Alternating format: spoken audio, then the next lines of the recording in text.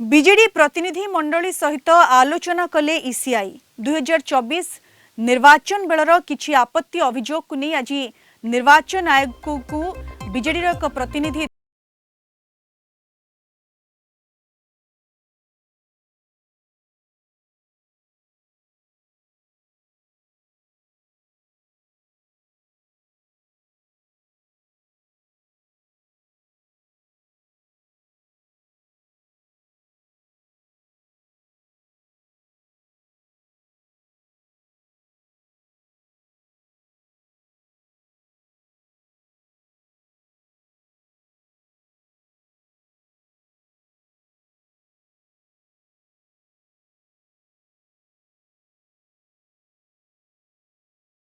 आलोचना करबा वर्तमान आम सहित फोन लाइन में जोड़ी होइछंती बीजेडी पीएससी सदस्य संजय दास वर्मा सुत वर्मा स्वागत करुछि आपनको 6 PM ब्रेकिंग को भारतीय निर्वाचन कमिशन को आज बीजेडी रो प्रतिनिधि मंडली भेटी थिले ईसीआई आलोचना करिछंती किभଳି थिला मोटामोटी आलोचना केउ सब प्रसंग उत्थापन करा जेथिला बीजेडी तरफ रो सुत वर्मा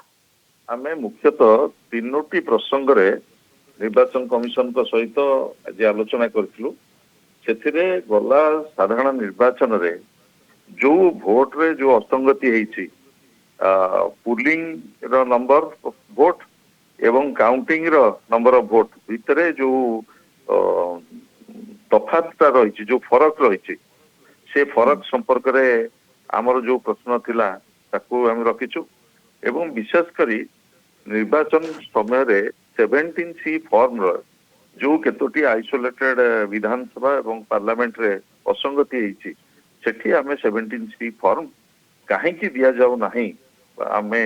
विभिन्न फोरम रे आपत्ति कला परे मध्य से कथा मुख्य निर्वाचन कमिशन कर आमे अवगत करैछु एवं 17C फॉर्म कथाटी की आमे अत्यंत गुरुतर सहित एक कथा कहूछु एइथि पई जे जोथरे हमरो जोटा लेजिटिमेट क्लेम रहिछि हमरो returning officer district returning officer state returning officer समस्त पाखरे प्राय 8 मास हलानी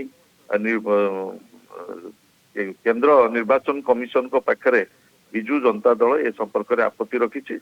एवं प्रॉपर फोरम रे मध्य आमे ए संपर्क रे अभियोग करि करि आछो हमको 17C फॉर्म ता दिया जाओ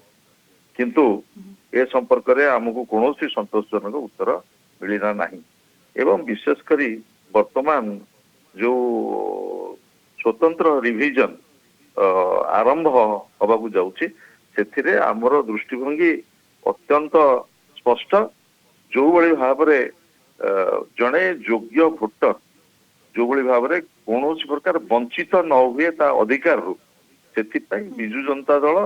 राजरास्ता रे लड़ाई करबा ए कथा को अति स्पष्ट भाबरे हम कहिछु कारण आपण देखुथिबे वर्तमान सर्वरिया भाबरे निर्वाचन कमिशन जो भली बिहार रे जो प्रकार पंजीकरण करा जायछि सेथिरे जो असंगति हेछि से असंगति ए बेभली भाबरे ओडिसा रे न हुए एवं ओडिसा रे हमर जो माइग्रेंट लेबरर्स अछंती हमर जो माने बाहर राज्य रे काम करछंती एवं जणे योग्य भोटर किभली भाबरे तार भोट दान अधिकार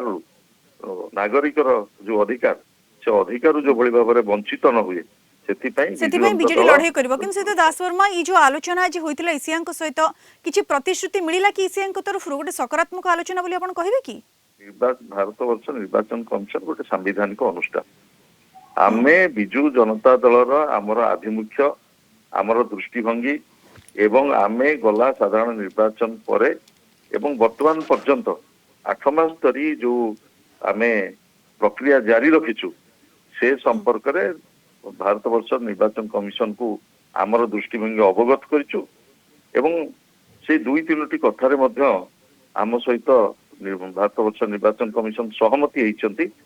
जे आमर जो माइग्रेंट लेबरर्स माने बाहर को जाइछंती सेमान को यथेष्ट समय दिया जाऊ तांकर ए जो एलो बीएलओ आनिकरी तांका नाटी किबळी भाबरे स्क्रूटिनाइज हबो एवं प्रॉपर वोटर लिस्ट रे तांका ना रहइबो सेति पे यथेष्ट समय दिया जाऊ एवं ଯେହେତୁ ସେମାନେ ସବୁ ବାହାର ରାଜ୍ୟରେ କାମ କରୁଛନ୍ତି କିଭଳି ଭାବରେ ଏକୁ ଏନସିଓର କରାଯିବ କେତେ ସରଳ ଉପାୟରେ ଏନସିଓର କରାଯିବ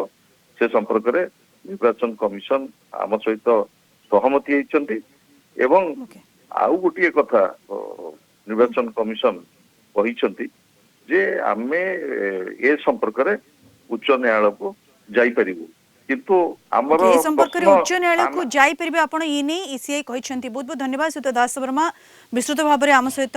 आलोचना रे शामिल होइथिबारु भारतीय निर्वाचन कमिशन को बीजेडी रो प्रतिनिधि मंडली भेटी छंती एवं 2024 निर्वाचन रे भोट त्रुटि नै फेराद हैला बीजेडी एवं आगो को वोटर मानकर अधिकार पई लढी जारी रहबो बोली बीजेडी तरफ जा कहा जायछि।